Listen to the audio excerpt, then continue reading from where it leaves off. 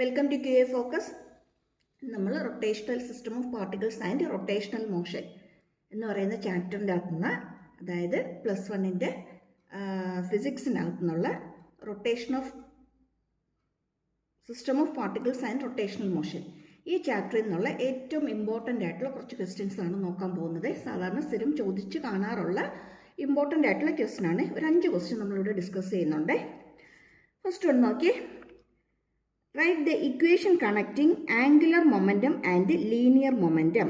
Linear മൊമെൻറ്റവും angular മൊമെൻറ്റവുമായിട്ട് connect ചെയ്യുന്ന ഇക്വേഷൻ എന്താണെന്നാണ് ചോദിച്ചിരിക്കുന്നത്.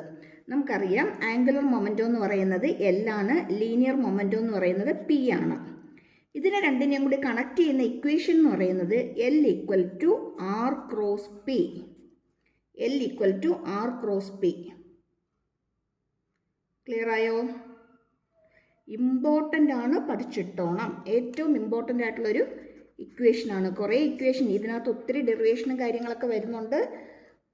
എല്ലാം ഒട്ടുമുക്കാലും ഇക്വേഷൻസ് ഇതിനകത്ത് വരുന്ന ഒട്ടുമുക്കാലും ഇമ്പോർട്ടൻ്റ് തന്നെയാണ്. അതിനകത്ത് ഏറ്റവും ഇമ്പോർട്ടൻ്റ് ആയിട്ട് അറിഞ്ഞിരിക്കേണ്ടതാണ് ആംഗുലർ മൊമെൻറ്റത്തിൻ്റെത്, ടോർക്കിൻ്റെത്, ഇങ്ങനെ കുറച്ച് ഇക്വേഷൻസ് ഏറ്റവും ഇമ്പോർട്ടൻ്റ് ആണ്. അത് നോട്ട് ചെയ്ത് വെച്ചോണം. ഓക്കെ, ഇനി അതിൻ്റെ സെക്കൻഡ് പാർട്ട് എന്താ ചോദിച്ചിരിക്കുന്നു നോക്കി. ഫ്രം ദി എബോ ഇക്വേഷൻ, അതിൻ്റെ അകത്തുനിന്ന് obtain the relation between torque and angular momentum. ടോർക്കും ആംഗുലർ മൊമെൻറ്റവുമായിട്ടുള്ള റിലേഷൻ ഫൈൻഡ് ഔട്ട് ചെയ്യാനാണ് പറഞ്ഞിരിക്കുന്നത്. ടോർക്ക് എന്ന് പറയുമ്പം ടോയാണ്, ആംഗുലർ മൊമെൻറ്റം L ആണ്. ഇത് രണ്ടും കൂടി കണക്ട് ചെയ്യുന്ന ഇക്വേഷൻ എന്താണെന്നാണ് നമുക്കിവിടെ ചോദിച്ചിരിക്കുന്നത്. ചെയ്ത് നോക്കാം. നമുക്കിവിടെ L = R ക്രോസ് P എന്നറിയാം. നമ്മൾ രണ്ട് സൈഡിലും ഡെറിവേറ്റീവ് എടുക്കുവാണ്. മാത്സ് എടുത്തിട്ടില്ലാത്തവരാണെങ്കിൽ ജസ്റ്റ് ഇതെങ്ങനെയാണ് ചെയ്യുന്നതെന്നുള്ളത് പഠിച്ചു വെക്കുക. അതായത് മാത്സിനകത്ത് നമ്മൾ അഡീഷനും സബ്ട്രാക്ഷനും മൾട്ടിപ്ലിക്കേഷനും ഡിവിഷനും ഒക്കെ ചെയ്യുന്ന പോലെയുള്ള ഒരു മാത്തമാറ്റിക്കൽ ഓപ്പറേഷനാണ് ഡെറിവേഷൻ എന്ന് പറയുന്നത്. ഇത് വലിയൊരു ക്വാണ്ടിറ്റി തന്നിട്ടുണ്ടെങ്കിൽ അതിനെ ചെറുതാക്കി എടുക്കുക. അതുപോലെ ഇൻ്റഗ്രേഷൻ എന്ന് പറയും. ഇൻ്റഗ്രേഷൻ എന്ന് പറയുന്നത് ചെറുത് തന്നിട്ടുണ്ടെങ്കിൽ അതിൻ്റെ അകത്ത് നിന്ന് വലുത് കണ്ടുപിടിക്കുക. അപ്പോൾ ഇവിടെ നമ്മൾ ഡെറിവേറ്റീവ് എടുക്കുവാണ്. അപ്പോൾ ഇവിടെ ഡെറിവേറ്റീവ് എടുക്കുമ്പം ഇത് ഇൻറ്റു ആണ് തന്നിരിക്കുന്നത്, അല്ലേ? ക്രോസ് പ്രോഡക്റ്റ് ആണ്. അപ്പോൾ നമുക്കിവിടെ ഒരു റൂളുണ്ട് ഇതെടുക്കാനായിട്ട്. തൽക്കാലം നിങ്ങളിപ്പോൾ ആ റൂളൊന്നും പഠിക്കാനൊന്നും പോകണ്ട. ഇതെങ്ങനെയാണ് വരുന്നതെന്ന് മാത്രം ഒന്ന് പഠിച്ചിട്ടാൽ മതി.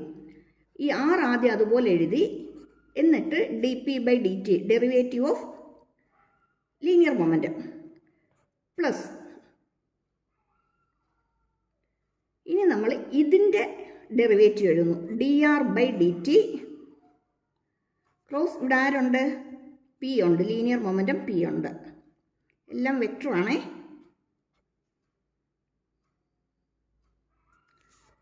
ഇനി ഇവിടെ വരുമ്പം R ക്രോസ് dp/dt, നമുക്കറിയാം rate of change of linear momentum എന്ന് പറയുന്നത് ഫോഴ്സ് ആണ്, അല്ലേ? F = dp/dt. എവിടെ നിന്നാണ് നമുക്ക് കിട്ടുന്നത്? ഇത് ന്യൂട്ടൺ സെക്കൻഡ് ലോ, അല്ലേ? Force = rate of change of momentum. അങ്ങനെയാണെങ്കിൽ നമുക്കിവിടെ R ക്രോസ് എന്തെന്ന് എഴുതാം? F എന്ന് എഴുതാം, അല്ലേ? ഇനി ഇവിടെ നമുക്കിവിടെ dr/dt ഉണ്ട്.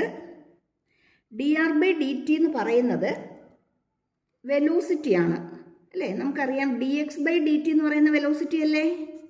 dx/dt എന്ന് പറയുന്നത് വെലോസിറ്റി ആണെങ്കിൽ, dx/dt എന്ന് പറയുന്നത് വെലോസിറ്റി ആണെങ്കിൽ ഇവിടെ എക്സിന് ഒരു R വന്നിരിക്കുന്നു, അത്ര മാത്രമേ ഉള്ളൂ. അപ്പോൾ ഇവിടെ എന്ത് വരും? dr/dt എന്നുള്ളത് V എന്ന് എഴുതാം. ക്രോസ് ഇവിടെ P ആണ്. ലീനിയർ മൊമെൻറ്റം എന്ന് പറയുന്നത് M × V ആണ്. M എന്ന് പറയുന്നതിന് നമുക്കൊന്ന് പുറത്തേക്ക് എടുക്കാം. M പുറത്തേക്ക് വന്നു കഴിയുമ്പോൾ ബാക്കി വരുന്നത് നമുക്ക് V ക്രോസ് V എന്നാണ്. V ക്രോസ് V എന്ന് പറയുന്നത് 0 ആണ്. അങ്ങനെയാണെങ്കിൽ നമുക്കിവിടെ dl/dt = എന്തെന്ന് കിട്ടി? dl/dt = R ക്രോസ് F എന്ന് കിട്ടി. ഇനി R ക്രോസ് F എന്ന് പറയുന്നത് ആരാ? ടോർക്കാണ്. R ക്രോസ് F എന്ന് പറയുന്നത് ടോർക്കാണ്. ഇതും ഒരു ഇമ്പോർട്ടൻറ്റ് റിലേഷനാണ്, പഠിച്ചിട്ടോണം. അതായത് ഇവിടെ നമ്മൾ 3 കാര്യങ്ങൾ നമ്മൾ പറഞ്ഞു. L എന്ന് പറയുന്നത് R ക്രോസ് P ആന്ന് പറഞ്ഞു, ടോർക്ക് എന്ന് പറയുന്നത് R ക്രോസ് F ആന്ന് പറഞ്ഞു, പിന്നെ ഒരു റിലേഷനും കൂടി പഠിച്ചു, dl/dt എന്ന് പറയുന്നത് ടോർക്കാന്ന് പഠിച്ചു. ഇത് മൂന്നും ഇമ്പോർട്ടൻ്റ് ആണ്. ഇപ്പം തന്നെ അങ്ങ് പഠിച്ചോണം കേട്ടോ. ഓക്കെ, ദെൻ അടുത്തത് ഒരു മാച്ച് ദ ഫോളോയിങ് ആണ്. നമ്മളിപ്പോൾ നേരത്തെ ക്വസ്റ്റ്യൻ പഠിച്ചതുകൊണ്ട് നമുക്കിത് പെട്ടെന്ന് ചെയ്യാൻ പറ്റും. നോക്കി ഇവിടെ എന്തൊക്കെയാണ് തന്നിരിക്കുന്നത്? ടോർക്ക് അല്ലേ? ടോർക്ക് എന്ന് പറയുന്നത് നമ്മളിപ്പോൾ അങ്ങോട്ട് ചെയ്തതേ ഉള്ളൂ. ടോർക്ക് എന്ന് പറയുന്നത് R ക്രോസ് F ആണ്. ഇനി ആംഗുലർ മൊമെൻറ്റം. ആംഗുലർ മൊമെൻറ്റം എന്ന് പറയുന്നത് നമ്മളിപ്പം ചെയ്തു കഴിഞ്ഞു. L എന്ന് പറയുന്നത് R ക്രോസ് P ആണ്. അതായത് ആറിനും പിക്കും പെർപെൻഡിക്കുലർ ആയിരിക്കും ആംഗുലർ മൊമെൻറ്റം. ആറിനും പിക്കും പെർപെൻഡിക്കുലർ ആയിരിക്കും ആംഗുലർ മൊമെൻറ്റം. ഇവിടെ നമുക്ക് തന്നിട്ടുണ്ട് perpendicular to R and P. Then rotational equilibrium.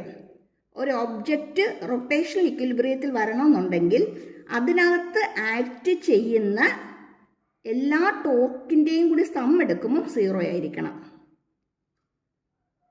Rotation equilibrium എന്ന് പറയുമ്പോഴത്തേക്കും അതിനകത്ത് ആക്ട് ചെയ്യുന്ന ടോർക്കിൻ്റെ സം എന്ന് പറയുന്നത് 0 ആയിരിക്കണം. സിഗ്മ ടോ ഈക്വൽ ടു 0 ആയിരിക്കണം. ഒരു ഒബ്ജക്റ്റ് ഇക്വിലിബ്രിയത്തിലായിരിക്കണമെങ്കിൽ അതിനകത്ത് ആക്ട് ചെയ്യുന്ന ടോട്ടൽ ഫോഴ്സ് 0 ആയിരിക്കണം. ഇവിടെ റൊട്ടേഷൻ ആയതുകൊണ്ട് നമ്മൾ ഫോഴ്സിന് പകരം ആരെയാണ് എടുക്കുന്നത്? ടോർക്കിനെ എടുക്കുന്നത്. അപ്പോൾ അതിനകത്ത് ആക്ട് ചെയ്യുന്ന ടോട്ടൽ ടോർക്ക് എന്തായിരിക്കണം? 0 ആയിരിക്കണം. ഇനി linear velocity. Linear velocity V എന്ന് പറയുന്നത് ഒമേഗ ക്രോസ് R ആണ്. Linear velocity V is equal to omega cross R ആണ്. എന്ത് ഈ ഒമേഗ എന്ന് പറയുന്നത്? ഒമേഗ എന്ന് പറയുന്നത് ആംഗുലർ വെലോസിറ്റി ആണ്. Angular velocity. R എന്ന് പറയുന്നത് ഡിസ്പ്ലേസ്മെൻ്റ് ആണ്. V equal to omega cross R ആണ്. അതും പഠിച്ചിട്ടോണം, ഇമ്പോർട്ടൻ്റ് ആണ്. ഇതിനകത്ത് വരുന്ന ചെറിയ ചെറിയ ഇക്വേഷൻസ് ആണ്, പക്ഷെ അതെല്ലാം ഇമ്പോർട്ടൻ്റ് ആണ്. നോട്ട് ചെയ്തിട്ടോണം കേട്ടോ. എല്ലാം വെക്ടർ വെച്ചിട്ടാണ് റെപ്രസെൻ്റ് ചെയ്യുന്നത്. ഓക്കെ, കഴിഞ്ഞല്ലോ അല്ലേ? അപ്പോൾ ഈ ക്വസ്റ്റ്യൻ നമുക്കൊരു 3 മാർക്കിന് എക്സ്പെക്റ്റ് ചെയ്യാം. ഇതൊരു 1 മാർക്കും ഇതൊരു 2 മാർക്കും ആയിട്ട് കിട്ടും. ഇവിടെയും നമുക്ക് ഒരു 4 മാർക്ക് ക്വസ്റ്റ്യൻ ആയിട്ട് നമുക്ക് ഇതിനകത്ത് നിന്ന് എക്സ്പെക്ട് ചെയ്യാം. ഓരോന്നിനും 1 മാർക്ക് വെച്ചിട്ടാണെങ്കിൽ ഇതൊരു 4 മാർക്ക് ക്വസ്റ്റ്യൻ, അല്ലെങ്കിൽ ചിലപ്പോൾ ഒരു 2 മാർക്ക് ക്വസ്റ്റ്യൻ ആയിരിക്കും. ഒരു ഹാഫ് മാർക്ക് വെച്ചിട്ട് 2 മാർക്ക് ക്വസ്റ്റ്യൻ ആയിരിക്കും ഇത് ചോദിക്കുന്നത്. നെക്സ്റ്റ് ക്വസ്റ്റ്യനിലേക്ക് വരാം. In the case of ring, show that both the translational and rotational kinetic energy have the same value. ഒരു റിങ്ങിൻ്റെ കേസിൽ ട്രാൻസ്ലേഷണൽ കൈനറ്റിക് എനർജിയും റൊട്ടേഷണൽ കൈനറ്റിക് എനർജിയും സെയിം ആണെന്ന് പ്രൂവ് ചെയ്യാനാണ് ചോദിച്ചിരിക്കുന്നത്. നമുക്ക് kinetic energy of translational motion. Translational motion എന്ന് പറയുമ്പോൾ ½ mv² ആണ്. എന്താ ട്രാൻസ്ലേഷണൽ മോഷൻ എന്ന് പറയുന്ന? പൊസിഷൻ ചേഞ്ച് ആകുന്ന മോഷൻ, സാധാരണയുള്ള മോഷൻ. അപ്പോൾ അവിടെ വരുന്നത് ½ mv² ആണ്. നമുക്കറിയാം V എന്ന് പറയുന്ന വെലോസിറ്റി ആണ്. ഇനി കൈനറ്റിക് എനർജി ഓഫ് റൊട്ടേഷൻ എന്ന് പറയുന്നത് ½ I⍵² ആണ്. ½ I⍵². I എന്ന് പറയുന്നത് moment of inertia. I moment of inertia.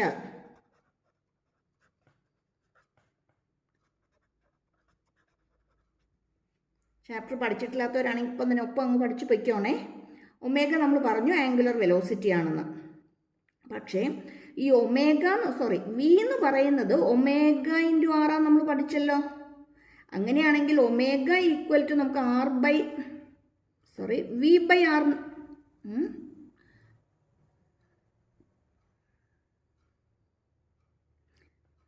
V/R. Okay, V/R എന്ന് എഴുതാമല്ലോ അല്ലേ? V equal to omega into R ആണെങ്കിൽ ഒമേഗ ഈക്വൽ ടു V/R എന്ന് എഴുതാം. അതുപോലെ തന്നെ ഇവിടെ മൊമെൻ്റ് ഓഫ് ഇനേർഷ്യ I എന്ന് പറയുന്നത് റിങ്ങിൻ്റെ കേസിൽ mr² ആണ്. mr² ആണ്. റിങ്ങിൻ്റെ കേസിൽ മൊമെൻ്റ് ഓഫ് ഇനേർഷ്യ എന്ന് പറയുന്നത് mr² ആണ്. അത് രണ്ടും കൂടി നമുക്ക് സബ്സ്റ്റിറ്റ്യൂട്ട് ചെയ്യാം. ഈക്വൽ ടു ഹാഫ് ഉണ്ട്. ഐക്ക് പകരം എന്തിട്ട് കൊടുക്കാം? mr² ഇട്ട് കൊടുക്കാം. ω²ന് പകരം എന്തിട്ട് കൊടുക്കാം? V²/R² ഇട്ട് കൊടുക്കാം. R²ഉം R²ഉം കട്ടായി പോവും. ബാക്കി എന്ത് കിട്ടും? ½ mv². ഈ ½ mv² എന്ന് പറയുന്നത് ആരാ? കൈനറ്റിക് എനർജി ഓഫ് ട്രാൻസ്ലേഷണൽ മോഷനാണ് അല്ലേ, ട്രാൻസ്ലേഷണൽ മോഷനാണ്. അപ്പോൾ നമ്മളിവിടെ തുടങ്ങിയത് റൊട്ടേഷനിൽ നിന്നാണ്, പക്ഷെ എവിടെ എത്തി? ട്രാൻസ്ലേഷനിലെത്തി. അതായത് K E rotation equal to എന്തെന്ന് കിട്ടി? K E translation. K E rotation equal to K E translation എന്ന് കിട്ടി. ഇതല്ലേ നമുക്ക് ക്വസ്റ്റിനകത്ത് പ്രൂവ് ചെയ്യാൻ പറഞ്ഞിരിക്കുന്നതും. കണ്ടോ, ഇതും ഒരു 2 മാർക്ക് ക്വസ്റ്റ്യൻ ആണ്.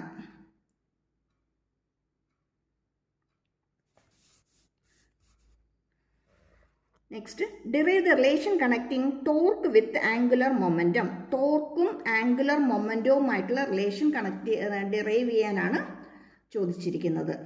ടോർക്കും ആംഗുലർ മൊമെൻറ്റവുമായിട്ടുള്ള റിലേഷൻ എന്താണെന്നാണ് നമുക്ക് ചോദിച്ചിരിക്കുന്നത്. നമ്മൾ നേരത്തെ ഒരെണ്ണം ചെയ്തു, L equal to R cross P വെച്ചിട്ട് dl/dt ഈക്വൽ ടു ടോ നമുക്ക് കിട്ടി അല്ലേ. അത് തന്നെ നോക്കിയേ, ടോ എന്ന് പറയുന്നത് I ആൽഫയാണ്. ആൽഫ എന്ന് പറയുന്നത് angular velocity, angular acceleration, angular acceleration ആണ്. That equal to I into, നമുക്കറിയാം ആക്സലറേഷൻ എന്ന് പറയുന്ന rate of change of velocity ആണല്ലേ. അപ്പോൾ d/dt ഓഫ് വെലോസിറ്റി എന്ന് എഴുതാം. വെലോസിറ്റി, ആംഗുലർ വെലോസിറ്റി ഒമേഗയാണ്. d/dt ഓഫ് I ഒമേഗ എന്ന് എഴുതാം. ഇനി I ഒമേഗ എന്ന് പറയുന്നത് ആരാണ്? ആംഗുലർ മൊമെൻറ്റം L ആണ്. ആംഗുലർ മൊമെൻറ്റം L ആണ് I ഒമേഗ എന്ന് പറയുന്നത്. അങ്ങനെയെങ്കിൽ ഇവിടെ നമുക്ക് എന്തെഴുതാം? d/dt ഓഫ് L എന്ന് എഴുതാം. അപ്പോൾ ടോ ഈക്വൽ ടു എന്തെന്ന് കിട്ടി? dl/dt എന്ന് കിട്ടി. ടോ ഈക്വൽ ടു dl/dt എന്ന് കിട്ടി. ഇത് 2 ഡെറിവേഷൻ ഉണ്ട്. ഒന്ന് L equal to R cross P വെച്ചിട്ട് എടുത്തിട്ട് നമുക്ക് dl/dt ഈക്വൽ ടു ടോയിലേക്ക് എത്താം. അതേപോലെ തന്നെ tau equal to I alpha എടുത്തിട്ട് നമുക്ക് ഇതിലേക്ക് എടുക്കാം. ഇനി ഇൻ കേസ് നമുക്ക് എക്സാമിന് ചോദിക്കുന്നത് what is the relation between torque and angular acceleration, എന്നിട്ട് അതിൻ്റെ അകത്തുനിന്ന് deduce the relation connecting angular momentum and torque എന്ന് ചോദിക്കാം. ഇതാദ്യം എഴുതാൻ ചോദിക്കാം,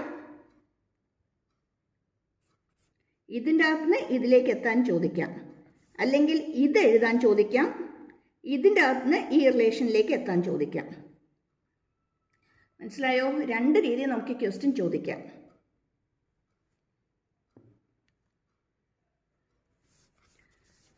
അടുത്തൊരു ക്വസ്റ്റ്യൻ സാധാരണ എപ്പോഴും കണ്ടുവരാറുള്ള ഒരു ക്വസ്റ്റ്യൻ ആണ് അടുത്തത്.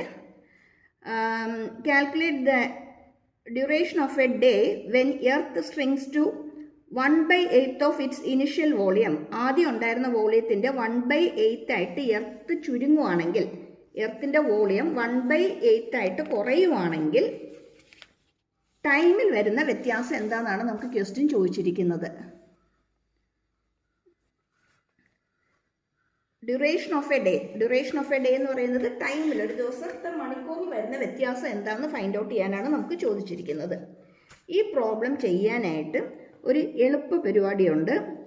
r1² ഈക്വൽ ടു r2² ഇവിടെ r1² r2² നമുക്ക് ക്വസ്റ്റ്യൻ തന്നിട്ടുണ്ട്.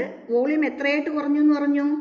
ആദ്യം ഉണ്ടായതിൻ്റെ 1/8 ആയിട്ട് കുറഞ്ഞു. അപ്പം പുതിയ വോളിയം എന്ന് പറയുന്നത് v2 ഈക്വൽ ടു v1/8 ആണ്.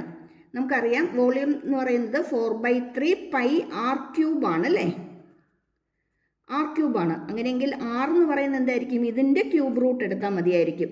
അതായത് r2 എന്ന് പറയുന്നത്, പുതിയ റേഡിയസ് എന്ന് പറയുന്നത് r1 ഇതിൻ്റെ ക്യൂബ് റൂട്ട് /2. അങ്ങനെയാണെങ്കിൽ r1² ഈക്വൽ ടു r2 പകരം നമുക്ക് എന്ത് കൊടുക്കാം? r1² കൊടുക്കാം. താഴെ ആരുണ്ട്? ഒരു t2 കൂടി ഉണ്ട്. ഇത് രണ്ടും അങ്ങ് ക്യാൻസലായി പോവും. ബാക്കി എന്ത് കിട്ടും? t1 ഈക്വൽ ടു 4t2 എന്ന് കിട്ടും. t1 നമുക്കറിയാം 24 hours ആണെന്ന് അല്ലേ, ഒരു ഡേ എന്ന് പറയുന്നത് 24 hour ആണ്. ദാറ്റ് ഈക്വൽ ടു 4 × t2 ആണ്. ഇതിനകത്ത് നിന്ന് t2 എങ്ങനെ കിട്ടും? 24/4 അത്രയേ ഉള്ളൂ, 6 hour. കണ്ടോ? അപ്പോൾ ഒരു ഡേ എന്ന് പറയുന്നത് എത്രയായിട്ട് മാറും? 6 hour ആയിട്ട് മാറും. എർത്തിൻ്റെ വോളിയം കുറയുകയാണെങ്കിൽ ഡേ എന്ന് പറയുന്നത് 6 hour ആയിട്ട് മാറും. ഇനി ഇത് എങ്ങനെ കിട്ടിയെന്ന് അറിയണമെന്നുള്ളവർക്ക് മാത്രം, എക്സാമിന് ഈ മെത്തേഡ് വെച്ച് നമുക്ക് പെട്ടെന്ന് ഇത് സോൾവ് ചെയ്ത് പോകാം. ഇനി പെട്ടെന്ന് സോൾവ് ചെയ്യാൻ മീൻസ് ഇപ്പോൾ ഒരു 1 മാർക്ക് ക്വസ്റ്റ്യനൊക്കെ ആയിട്ടാണ് ചോദിക്കുന്നതെങ്കിൽ നമുക്ക് കൂടുതൽ ചെയ്ത് സമയം കളയേണ്ട കാര്യമില്ല. പെട്ടെന്ന് ഈ ഫോർമുല എഴുതിയിട്ട് നമുക്കങ്ങ് ഫൈൻഡ് ഔട്ട് ചെയ്യാവുന്നതേ ഉള്ളൂ. ഇനി ഇതെങ്ങനെയാണ് കിട്ടിയെന്ന് അറിയണമെന്നുള്ളവർക്ക് വേണ്ടിയിട്ട് മാത്രം, ടഫായിട്ട് തോന്നുന്നെങ്കിൽ നോക്കാൻ പോകണ്ട, അറിയാൻ കൂടുതൽ മനസ്സിലാക്കണമെന്നുള്ളവർക്ക് വേണ്ടിയിട്ട് മാത്രമായിട്ട് പറയുകയാണ്. ഇവിടെ നമ്മൾ പറഞ്ഞു വോളിയം എന്ന് പറയുന്നത് V1/8 ആണ്. അങ്ങനെയാണെങ്കിൽ റേഡിയസ് എങ്ങനെ മാറുമെന്ന് പറഞ്ഞു? R1/8 ആയിട്ട് മാറുമെന്ന് പറഞ്ഞു അല്ലേ? ഇനി ഇവിടെ I1 ω1 equal to I2 ω2. I omega എന്ന് പറയുന്നത് എന്താ നമ്മൾ പറഞ്ഞു? ആംഗുലർ മൊമെൻറ്റം എന്ന് പറഞ്ഞല്ലേ? Angular momentum before equal to after, conservation of angular momentum ആണ്. ഇനി എർത്ത് എന്ന് പറയുന്നത് സ്പിയർ ആണ് അല്ലേ? അപ്പോൾ സ്പിയറിൻ്റെ I എന്ന് പറയുന്നത്, മൊമെൻറ്റ് ഓഫ് ഇനേഷ്യ എന്ന് പറയുന്നത് 2/5 m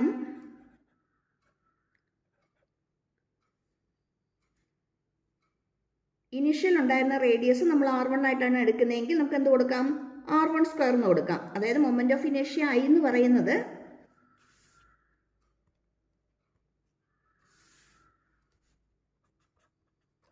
2/5 mr² ആണ്. 2/5 mr² ആണ്. ഇവിടെ നമ്മൾ ആദ്യം R1 എടുക്കുന്നു, സെക്കൻഡ് കേസിൽ R2 എടുക്കുന്നു, അത്രയേ ഉള്ളൂ. അതുപോലെ ω1 അല്ലേ? ഒമേഗ എന്ന് പറയുന്നത് 2π/T1 ആണ്. Angular displacement by time, angular displacement by time, angular velocity is equal to angular displacement by time, that equal to 2/5 m. Earth ചുരുങ്ങിക്കഴിഞ്ഞ് സ്ട്രിങ് ആയിക്കഴിഞ്ഞുള്ള റേഡിയസ് എന്ന് പറയുന്നത് R2² ആണ്. ഇവിടെ നമുക്ക് 2π/T2 എന്ന് കൊടുക്കാം. കട്ട് ചെയ്യാവുന്നൊക്കെ കട്ട് ചെയ്ത് കളഞ്ഞു. 2πയും പോയി. ബാക്കി എന്ത് കിട്ടും? R1²/T1 equal to R2²/T2. ഇങ്ങനെയാണ് നമുക്ക് ഈ റിലേഷൻ കിട്ടുന്നത്. പഠിക്കണമെന്നുള്ളവർ മാത്രം പഠിച്ചിട്ടാൽ മതി. പ്രോബ്ലം ചെയ്യാനാണെങ്കിൽ അത്യാവശ്യം ഇത് മാത്രം അറിഞ്ഞിരുന്നാൽ മതി. ഓക്കെ. അതുപോലെ നമ്മൾ ആ കൺസിഡറേഷൻ ഓഫ് ലീനിയർ മൊമെൻറ്റം പറയുമ്പോൾ നമ്മൾ കുറേ ചെറിയ ചെറിയ കാര്യങ്ങൾ കുറേ നമുക്ക് അതിനകത്ത് പഠിക്കാനില്ലേ? മറ്റേ എന്താ ഇനേർഷ്യയുടെ കാര്യമൊക്കെ പറയുമ്പോഴത്തേക്കും ഇനേർഷ്യ ഓഫ് മോഷനും ഇനേർഷ്യ ഓഫ് റെസ്റ്റും ഒക്കെ വെച്ചിട്ട് നമ്മൾ കുറേ എക്സാമ്പിൾ പറയും. അതുപോലെ തന്നെ ലീനിയർ മൊമെൻറ്റത്തിൻ്റെ കേസ് വരുമ്പോഴത്തേക്ക് നമ്മൾ കൺസിഡറേഷൻ ഓഫ് ലീനിയർ മൊമെൻറ്റം വെച്ചിട്ട് നമ്മൾ കുറേ എക്സാമ്പിൾസ് പഠിക്കുന്നുണ്ട്. അതുപോലെ തന്നെ ആംഗുലർ മൊമെൻറ്റം ബേസ് ചെയ്ത് വരുന്ന കുറേ എക്സാമ്പിൾ ക്വസ്റ്റ്യൻസും എക്സാമിന് സാധാരണ ചോദിക്കാറുണ്ട്. 1 മാർക്ക് ക്വസ്റ്റ്യനൊക്കെ ആയിട്ട് സാധാരണ ഈ സെഷനിൽ നിന്ന് വരാറുണ്ട്. ഇനി +1 എക്സാമിന് വേണ്ടുന്ന ഫിസിക്സിൻ്റെ ക്വസ്റ്റ്യൻസ് പല പല ചാപ്റ്റേഴ്സിൽ നിന്നും അതുപോലെ തന്നെ മൊത്തത്തിൽ ടോട്ടലായിട്ട് എല്ലാ ചാപ്റ്ററിൽ നിന്നും കൂടി ഉള്ളതും ഓൾറെഡി നമ്മൾ ചാനലിൽ അപ്ലോഡ് ചെയ്തിട്ടുണ്ട്. അപ്പോൾ അതിൻ്റെ ലിങ്ക് ഞാൻ കമൻറ്റ് ബോക്സിൽ തന്നേക്കാം. ചാപ്റ്റർ വൈസ് ആണെങ്കിൽ അങ്ങനെയും കിട്ടും. അല്ലാതെ ടോട്ടലായിട്ടുള്ള ക്വസ്റ്റ്യൻ 2 മാർക്ക് ക്വസ്റ്റ്യൻസ് ഒക്കെ ആയിട്ട് ടോട്ടലായിട്ട് വേണമെങ്കിൽ എല്ലാ ചാപ്റ്റേഴ്സിൻ്റെയും കൂടി മിക്സ് ചെയ്തിട്ട് വേണമെങ്കിൽ അങ്ങനെ ഇതിനകത്ത് കിടപ്പുണ്ട്. പിന്നെ ഒരു കാര്യം കൂടി ഞാനൊന്ന് പറഞ്ഞോട്ടെ. ഈ കഴിഞ്ഞ +2 ഫിസിക്സിൻ്റെ എക്സാം നിങ്ങൾ റിവ്യൂ കേട്ട് കാണും. നിങ്ങളുടെ ഫ്രണ്ട്സും ഒക്കെ പറഞ്ഞ് നിങ്ങൾ അറിഞ്ഞു കാണും. അത്യാവശ്യം ഇത്തിരി ടഫായിരുന്നു. ന്യൂമറിക്കൽ പ്രോബ്ലംസ് കൂടുതലായിട്ട് ചോദിച്ചിട്ടുണ്ടായിരുന്നു. ഫിസിക്സിനകത്ത് ന്യൂമറിക്കൽ പ്രോബ്ലംസ് സാധാരണ ചോദിക്കുക പതിവാണ്. പക്ഷേ കഴിഞ്ഞ കുറച്ച് വർഷങ്ങളായിട്ട് കുറവായിരുന്നു ചോദിച്ചിരുന്നത്. അതിന് മുമ്പോട്ട് നോക്കുകയാണെങ്കിൽ കൂടുതൽ പ്രോബ്ലംസ് ചോദിച്ചിട്ടുണ്ടായിരുന്നു. അതിങ്ങനെ ഓരോ കാലഘട്ടം അനുസരിച്ച് മാറിയും തിരിഞ്ഞും വരും. ഇപ്പോൾ കുറേ കാലം ന്യൂമറിക്കൽ പ്രോബ്ലംസിന് അത്ര ഇമ്പോർട്ടൻസ് കൊടുത്തിട്ടില്ലായിരുന്നു. ഇടയ്ക്ക് 1 2 അവിടെയൊക്കെ ഇവിടെയൊക്കെ ആയിട്ട് കണ്ടാലായി എന്നുള്ള മട്ടായിരുന്നു. അത് കഴിഞ്ഞ് പിന്നെയും ഇപ്പം പ്രോബ്ലംസ് ന്യൂമറിക്കൽസിന് കൂടുതൽ ഇമ്പോർട്ടൻസ് കൊടുത്ത് തുടങ്ങിയിട്ടുണ്ട്. കാരണം നമുക്കറിയാം ഇനി ഇത് കഴിഞ്ഞിട്ട് നിങ്ങൾ ഏത് കോഴ്സിന് പോയാലും ഒരു കോമൺ ആയിട്ടുള്ള ഒരു എൻട്രൻസ് ടെസ്റ്റ് അല്ലെങ്കിൽ ഒരു കോമൺ അഡ്മിഷൻ ടെസ്റ്റ് ഒക്കെ വരുന്നുണ്ട്. എന്ത് കോഴ്സിന് പോയാലും ഉണ്ട്. അപ്പോൾ നമ്മൾ നാഷണൽ ലെവലായാലും സ്റ്റേറ്റ് ലെവലിലാണെങ്കിൽ നമ്മൾ കോമ്പീറ്റ് ചെയ്തെങ്കിൽ മാത്രമേ നമുക്ക് എവിടെയെങ്കിലുമൊക്കെ നല്ലൊരു കോഴ്സിനൊക്കെ നമുക്ക് അഡ്മിഷൻ കിട്ടത്തുള്ളൂ. അപ്പം അങ്ങനെ വരണമെന്നുണ്ടെങ്കിൽ ഇപ്പം മെറിറ്റിൽ നല്ലൊരു അഡ്മിഷനൊക്കെ കിട്ടി പോകണമെന്നുണ്ടെങ്കിൽ നമ്മൾ എന്തായാലും കോമ്പറ്റേറ്റീവ് എക്സാം എഴുതാനുള്ള കപ്പാസിറ്റി നമുക്ക് വേണം. അപ്പം അങ്ങനെ കിട്ടണമെന്നുണ്ടെങ്കിൽ നമ്മൾ ആ ന്യൂമറിക്കൽസും കൂടി ചെയ്യാനുള്ള കപ്പാസിറ്റി നമുക്ക് വേണം. അപ്പോൾ പണ്ട് കാലങ്ങളിൽ കുറേ നാളിങ്ങനെ പ്രോബ്ലംസ് ഉണ്ടായിരുന്നു, മസ്റ്റായിരുന്നു, ചെയ്യണമായിരുന്നു. കുറേ കഴിഞ്ഞ് ക്വസ്റ്റ്യൻ ഭയങ്കര ടഫാണ്, കൊച്ചുങ്ങൾക്ക് അറ്റൻഡ് ചെയ്യാൻ പറ്റുന്നില്ല, ക്വസ്റ്റ്യൻ ലെവൽ ഇത്തിരി കുറയ്ക്കണം, ടഫ്നെസ് ഇത്തിരി കുറയ്ക്കണം എന്നൊക്കെ പറഞ്ഞിട്ട് പിന്നെ പ്രോബ്ലംസൊക്കെ മാറ്റി കുറേ കൂടി തിയറി ഇൻക്ലൂഡ് ചെയ്തു. അപ്പം പിന്നെ ഒരു കാലഘട്ടം എത്തിയപ്പം കുറേ ആപ്ലിക്കേഷൻ ലെവൽ ക്വസ്റ്റ്യനിലേക്ക് മാറി. പിന്നെ കഴിഞ്ഞ കുറേ കാലങ്ങളായിട്ട് കുറച്ചും കൂടി ഈസി ലെവലായിരുന്നു എക്സാം. ഇപ്പം +2 എക്സാം കഴിഞ്ഞത് ഇങ്ങനെയാണ്. അതുകൊണ്ട് നമ്മുടെ എക്സാം എങ്ങനെയായിരിക്കും എന്നുള്ളത് നമുക്ക് പറയാൻ പറ്റില്ല. ന്യൂമറിക്കൽസിനും കൂടി ഇമ്പോർട്ടൻസ് കൊടുത്തുകൊണ്ട് പഠിച്ചു തുടങ്ങണം. ഒന്നും പഠിച്ചിട്ടില്ലാത്തവരാണെങ്കിൽ അവസാന സമയത്ത് ഇനി ന്യൂമറിക്കൽസിന് ഓർത്തൊന്നും ടെൻഷൻ അടിക്കാൻ പോകണ്ട. നിങ്ങളിപ്പോൾ എന്ത് പഠിച്ചോ അതിന് ഫോക്കസ് ചെയ്യുക, നന്നായിട്ട് പഠിക്കുക. ഇത് കഴിഞ്ഞിട്ട് ഇനി പഠിക്കാൻ തുടങ്ങുമ്പോൾ ന്യൂമറിക്കൽസിനും കൂടി ഇമ്പോർട്ടൻസ് കൊടുത്ത് പഠിച്ചു തുടങ്ങുക. CBSE സ്റ്റുഡൻസിനെ സംബന്ധിച്ചിടത്തോളം ഒരു സെക്ഷൻ തന്നെ ഫുള്ളായിട്ട് ന്യൂമറിക്കൽ സോൾവ് ചെയ്യാനുള്ളതാണ്. അപ്പോൾ എന്തായാലും ന്യൂമറിക്കൽസ് പഠിച്ചേ പറ്റുള്ളൂ. അതുകൊണ്ട് എന്തായാലും ഉറപ്പായിട്ടും ചെയ്ത് പഠിക്കുന്നുണ്ടാവും. ക്വസ്റ്റ്യൻ പേപ്പറിനകത്ത് ഒരു സെക്ഷൻ ഫുള്ളും നിർബന്ധമായിട്ടും ചെയ്യേണ്ട പ്രോബ്ലം ക്വസ്റ്റ്യൻസ് ആണ്. പക്ഷേ സ്റ്റേറ്റുകാരിലേക്ക് വരുമ്പോഴത്തേക്കും പ്രോബ്ലം ചെയ്യാനായിട്ട് ഒരു മടി അല്ലെങ്കിൽ ഒരു താല്പര്യക്കുറവ് ഉണ്ടായിരിക്കും. കാരണം കൂടുതൽ നമ്മൾ സ്റ്റേറ്റ് സ്റ്റുഡൻസ് കൂടുതലും തിയറി ക്വസ്റ്റ്യൻസിലേക്കായിരിക്കും ഫോക്കസ് ചെയ്യുന്നത്. കാരണം ന്യൂമറിക്കൽസ് കമ്പൽസറി അല്ല. അപ്പം അതുകൊണ്ട് അത്രയും ടഫായിട്ടുള്ള ക്വസ്റ്റ്യൻസ് നോക്കാൻ പോകണ്ടല്ലോ എന്നൊരു മൈൻഡിലായിരിക്കും സാധാരണ സ്റ്റേറ്റ് സ്റ്റുഡൻസ് വരുന്നത്. അപ്പം ആ ഒരു കാഴ്ചപ്പാടൊന്ന് മാറ്റേണ്ട സമയമായിട്ടുണ്ട് എന്നാണ് കഴിഞ്ഞ എക്സാമൊക്കെ നമുക്ക് സൂചിപ്പിക്കുന്നത്. എന്തായാലും ന്യൂമറിക്കൽസിൻ്റെ വീഡിയോ നേരത്തെ അപ്ലോഡ് ചെയ്തത് ഓൾറെഡി ചാനലിൽ കിടപ്പുണ്ട്. അതിൻ്റെയും കൂടി ലിങ്ക് ഇട്ടേക്കാം.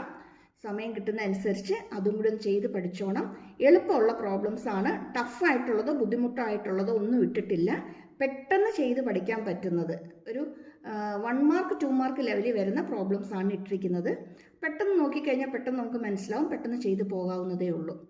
ഓക്കെ, അപ്പം താങ്ക് യു ഫോർ വാച്ചിങ്. എന്നും പറയുന്ന പോലെ സബ്സ്ക്രൈബ് ചെയ്യാൻ, ലൈക്ക് ചെയ്യാൻ, ഷെയർ ചെയ്യാൻ മറന്നു പോരുത്. Okay, see you in the next video.